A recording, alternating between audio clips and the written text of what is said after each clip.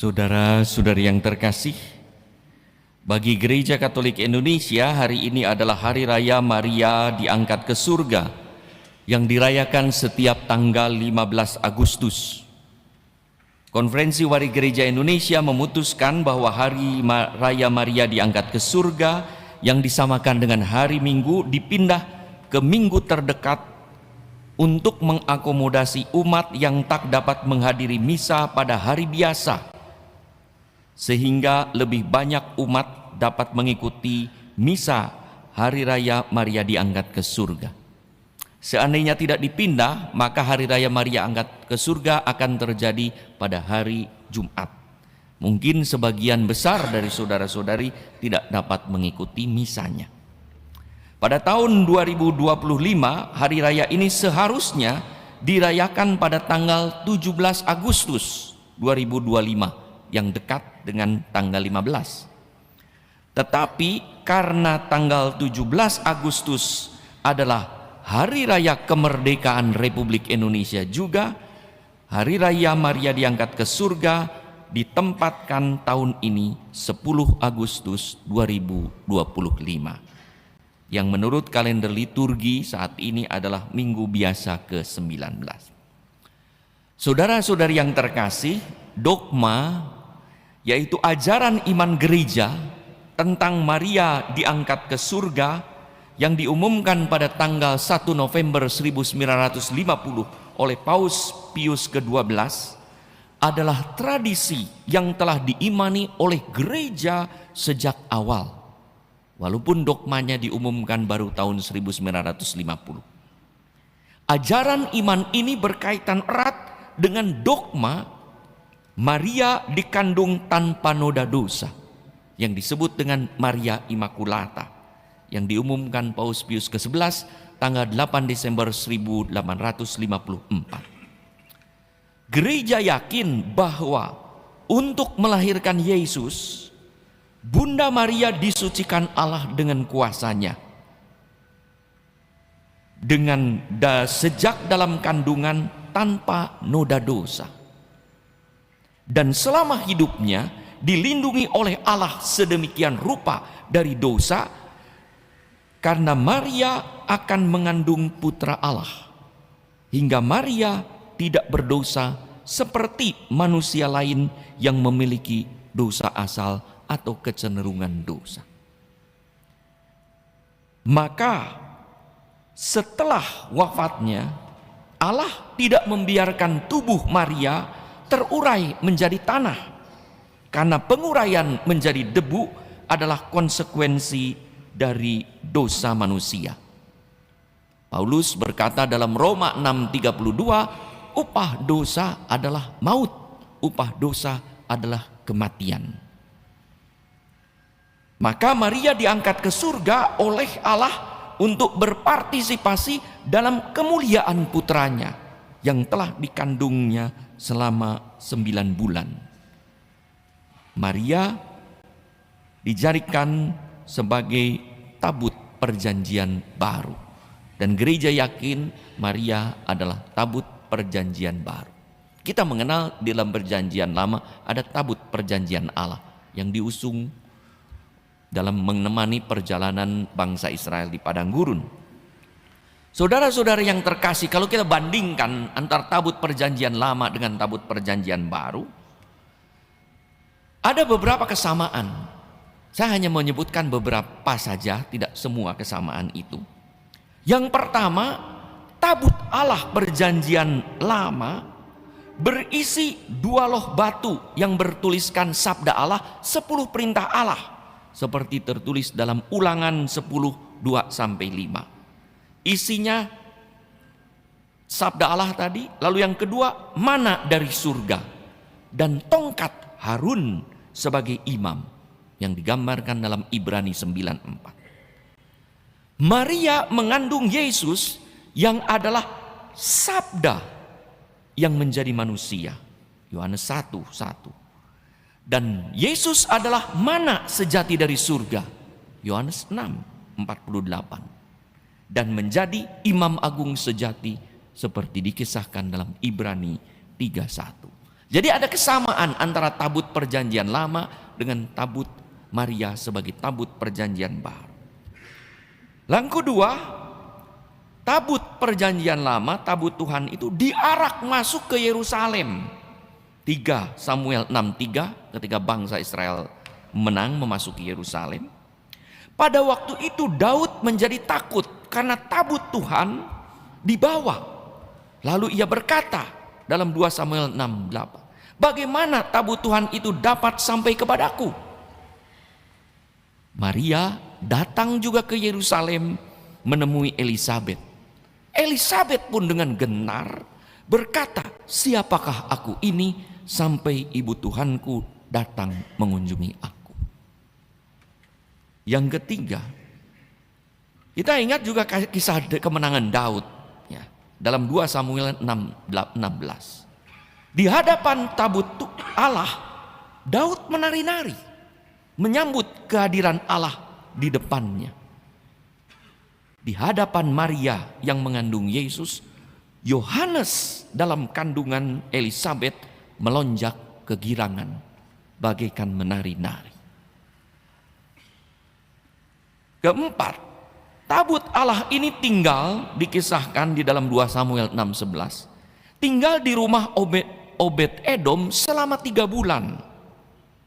Demikianlah Maria tinggal di rumah Elisabet selama 3 bulan, seperti yang kita dengar dalam Injil hari. Dalam bacaan pertama, kitab Wahyu, kita melihat kaitan tabut perjanjian dengan Maria yang dilihat oleh Yohanes. Maka terbukalah bait suci Allah yang di surga, dan kelihatanlah tabut perjanjiannya di dalam bait suci itu di surga. Dan langsung disusul dengan penampakan Maria. Maka tampaklah suatu tanda besar di langit, seorang perempuan berselubungkan matahari. Saudara-saudari, sebenarnya masih ada beberapa hal kesamaan-kesamaan yang menunjukkan bahwa Maria sungguh tabut perjanjian baru yang dipilih Tuhan. Tabut Tuhan tidak disembah. Yang disembah adalah Tuhan yang hadir di dalam tabut perjanjian. Maka walaupun bukan Tuhan, tabut itu sangat kudus dan berdaya ilahi. Dari kuasa Allah atas tabut hingga kesuciannya dapat mematikan orang yang memperlakukan tabut seperti yang tidak dikehendaki Allah. Maka ada kisah dalam perjanjian lama ketika orang menyentuh tabut yang suci itu dengan tidak pantas dan mati. Demikianlah Maria tidak disembah, tetapi dihormati sebagai bunda Allah dan bunda gereja yang kesuciannya luar biasa, dan dianugerahi kuasa ilahi hingga melaluinya ada banyak mujizat. Kita baru saja mendengar viral juga ya, beberapa ada kejadian kebakaran di Los Angeles, ternyata semua hancur tapi ada patung Maria yang berdiri. Baru-baru di Malang ada toko rohani yang tertabrak mobil masuk ke dalamnya, harusnya patung itu terhantam tapi hanya tergeser dan selamat. Ada banyak mujizat. Ada orang yang berdoa kepada Bunda melalui minta doa melalui perantaran Bunda Maria di tempat-tempat suci atau di depan patung Maria dan terkabul doanya. Ada begitu banyak mujizat. Dalam kitab suci perjanjian lama ada 2 manusia yang tidak mati, tetapi diangkat ke surga oleh Allah dengan jiwa dan badannya, yaitu Henokh yang suci dan bergaul dengan Allah seperti dikisahkan dalam Kejadian 5:22 dan 24, dan Nabi Elia yang melakukan banyak mujizat yang diangkat ke surga dengan kereta dan kuda berapi yang dikirim oleh Allah dari surga. 2 pribadi perjanjian lama ini tidak dikisahkan mati, tidak ada kuburannya, diangkat ke surga. Demikian juga dalam tradisi orang besar Maria itu di mana kuburannya? Tidak ditemukan relik dan peninggalannya. Tentu kalau Allah berkenan mengangkat kedua orang suci tersebut ke surga tanpa kematian, tentu Allah lebih lagi berkenan kepada Maria yang mengandung Yesus Kristus dan dibuatnya imakulata, tak terjamah oleh dosa, hingga Maria pantas diangkat ke surga mulia, berpartisipasi dalam kemuliaan Allah. Maka itu dogma ajaran imam tentang Maria dia kandung tanpa dosa, konsekuensinya adalah Maria harus tanpa mati dan diangkat ke surga. Saudara-saudari yang terkasih, iman Maria diangkat ke surga ini juga meneguhkan iman dan harapan kita akan kebangkitan badan pada akhir zaman. Kita berdoa dalam aku percaya kredo. Aku percaya akan kebangkitan badan dan kehidupan kekal. Bangkitan badan. Kalau hidup setia dan taat pada Allah, pada akhir zaman nanti kita pun akan diangkat ke surga. Dengan jiwa dan badan kebangkitan. Walaupun kita harus melalui kematian biasa, yaitu mengalami kehancuran tubuh akibat dosa. Seperti Maria, kita akan diangkat ke surga, tetapi kita melalui kematian dan melalui kebangkitan badan. Semoga perayaan Maria diangkat ke surga sungguh meneguhkan kita untuk setia dan taat kepada Tuhan, sehingga pada saatnya nanti kita pun boleh berpartisipasi dalam kemuliaan Tuhan Yesus di surga.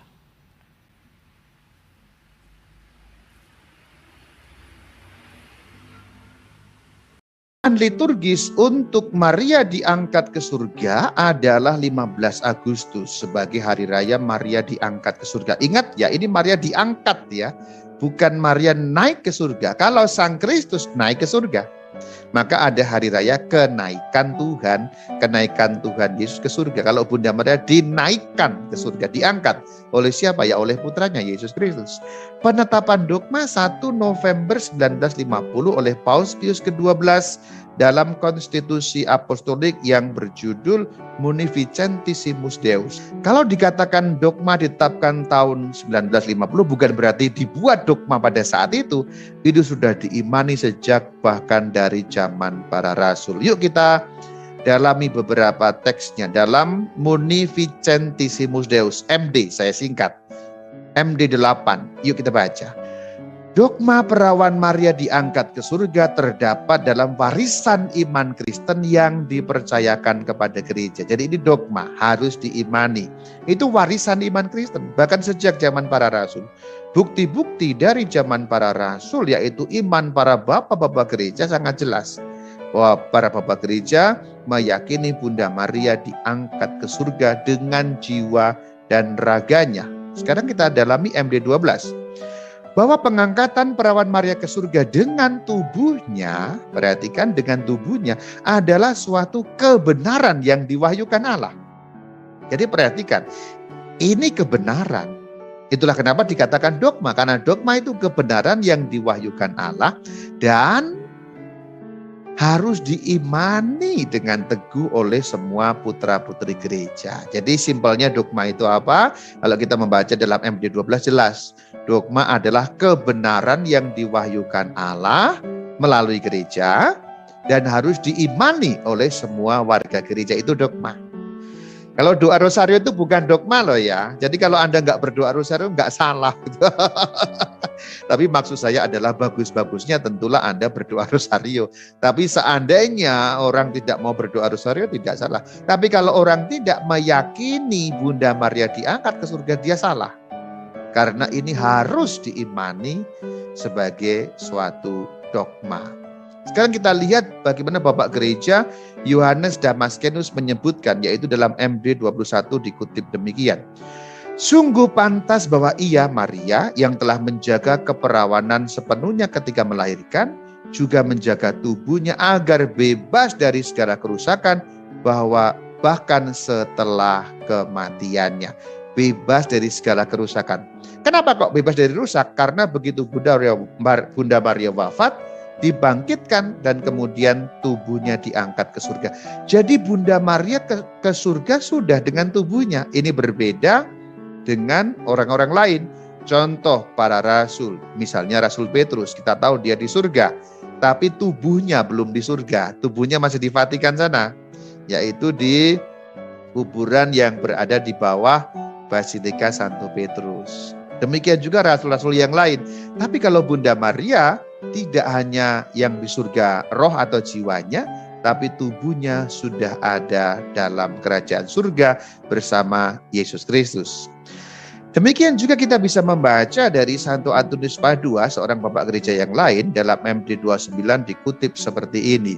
Sebagaimana Yesus Kristus telah bangkit dari kematian yang telah dikalahkannya dan telah naik ke sebelah kanan Sang Bapa, demikian pula tabut kudusnya telah bangkit, maksudnya dibangkitkan, sebab pada hari itu Sang Bunda Perawan dibawa ke kediaman surgawinya. Perhatikan, Sang Bunda Perawan dibawa ke kediaman surgawinya.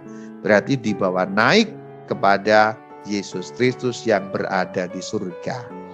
Lalu kalau kita membaca MD 35, itu juga ungkapan dari Santo Alfonsus, juga jelas sekali bahwa tubuh Bunda Maria tidak rusak, karena setelah mati dibangkitkan dan diangkat ke surga. Maka nama lengkap dari dogma ini adalah dogma Maria diangkat ke surga dengan jiwa dan raganya. Jadi raganya sudah dibangkitkan, sudah berada di surga. Sekarang MD 44. Dengan kuasa Tuhan kita Yesus Kristus, dengan kuasa Rasul Petrus dan Rasul Paulus, dan dengan kuasa kami sendiri, yaitu Paus yang mengumumkan, kami mengumumkan, menyatakan, dan menetapkan hal ini. Hal ini berarti uraian yang di depan tadi, Maria diangkat ke surga maksudnya, sebagai dogma yang diwahyukan secara ilahi. Perhatikan, dogma yang diwahyukan secara ilahi. Berarti ini wahyu Tuhan sendiri. Melalui gereja, maka Allah memberitahu kita Maria sudah berada dalam kerajaan surga. Maka dikatakan sebagai dogma. Perhatikan bahwa Bunda Maria tak bernoda, perawan Maria setelah menyelesaikan kehidupan duniawi, diangkat tubuh dan jiwanya ke dalam kemuliaan surgawi. Itu ada di dalam MD 44. Perhatikan bahwa diangkat dengan apa? Tubuh dan jiwanya. Lengkap. Manusia lengkap itu tubuh dan jiwa ke dalam kemuliaan surgawi. Kalau kita mau lihat bagaimana lanjutannya, yaitu dalam MD 45 dijelaskan seperti ini. Karena itu, siapa saja kiranya Tuhan mencegahnya, yang berani berkehendak menyangkal atau meragukan apa yang kami tetapkan, maksudnya bahwa Bunda Maria diangkat ke surga, ketahuilah bahwa ia telah menjauh sepenuhnya dari iman yang ilahi dan katolik. Inilah yang disebut dogma. Maka dikatakan jangan sampai menyangkal atau meragukan, karena itu iman yang diwahyukan dan harus diimani. Kalau kita mau lacak, itu ada di KGK 966. Ya, ini saya tidak bacakan, intinya itu sudah kutipan-kutipan sesudah menyelesaikan perjalanan hidupnya diangkat memasuki kerajaan surga. Kemudian juga kalau kita membaca lanjutannya, itu masih ada penjelasan mengenai Bunda Maria yang diangkat ke surga juga. Bagian selanjutnya yaitu dalam KGK 974. Kalau kita membaca jelas sekali bagaimana perawan Maria tersuci diangkat dengan jiwa dan badan ke dalam kemuliaan surga. Untuk lebih jelas mengenai ini nanti Anda bisa membaca atau menonton di channel YouTube Katkit, karena bagian yang ini sudah pernah dibahas secara panjang lebar. Nanti Anda bisa tonton yang khusus Maria diangkat ke surga. Anda masuk Katkit, Anda ketik Maria ke surga, pasti akan sudah muncul. Bagian terakhir yaitu gambar mengenai Bunda Maria yang diberi corona. Corona bukan virus ini. Corona itu maksudnya ya mahkota, coronatio atau bahasa Inggrisnya coronation of the Virgin Mary. Coronatio Virgin Maria ya, sang perawan Maria dimahkotai di surga. Mahkota itu maksudnya apa? Karena sudah menyelesaikan perjuangan hidup di dunia dalam kesetiaan dan kesucian kepada Allah. Kita pun di surga nanti juga akan dimahkotai, ingat ya, disediakan mahkota kehidupan bagi yang bertahan sampai pada kesudahannya, setia dalam iman. Seperti Bunda Maria, kita pun mau setia agar kita pun juga kelak bersama dengan Kristus dalam kerajaan surga. Shalom Alaikum.